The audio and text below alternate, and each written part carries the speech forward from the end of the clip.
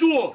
Dober dan, gospod premier. Kaj pa je narobe? Zapravili ste 500 evrov za objave za javni sektor. Ja, ker smo potrebovali eno tako pozitivno kampanjo, ki bi poudarila pomen javnega sektorja. Vse 500 evrov na video je zelo smešno. No, ni problem 500 evrov, problem je, kdo je izbral te influencerja.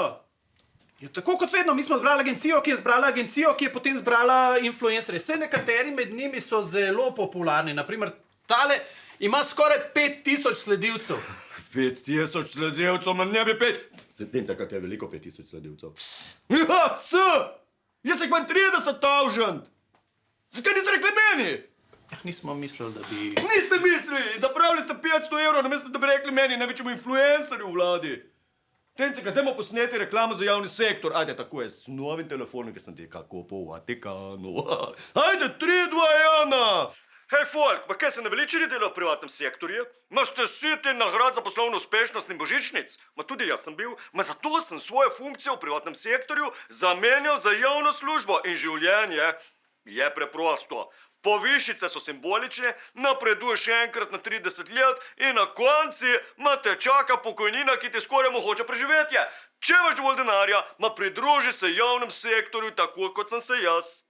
Evo, to je to. Odlično. Samo daj tiste filter, da ne bom tako zmatran. To je to, na, objavi. Tako se to dela.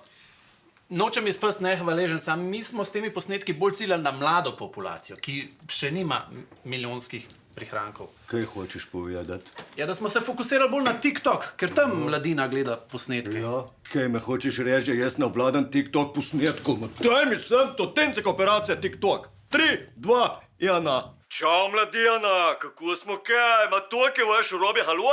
Kaj vam gre na živce, ko imate veliko domače naloge in svoje šolsko delo nosite domov? Ma v javnem sektorju tega ni. Gasilce, policaje, medicinske sestre, uradniki, ma njihovo delo ostane na delovnem mestu. Ma zato imajo popoldan čas za svoje hobije. Naprimer, za ples.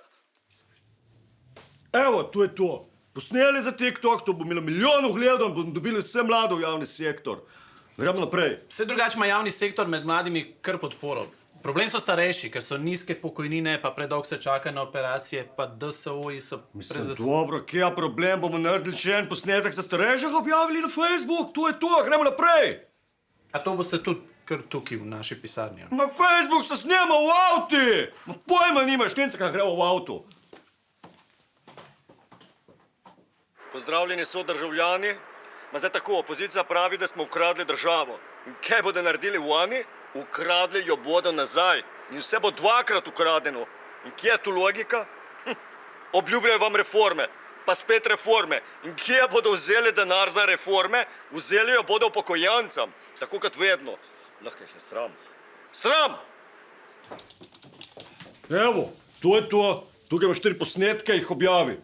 Najlepša hvala. Prosim. Res lepo od vas. Bomo objavili. 3x500 evrov, Jure pa pol. Prosim?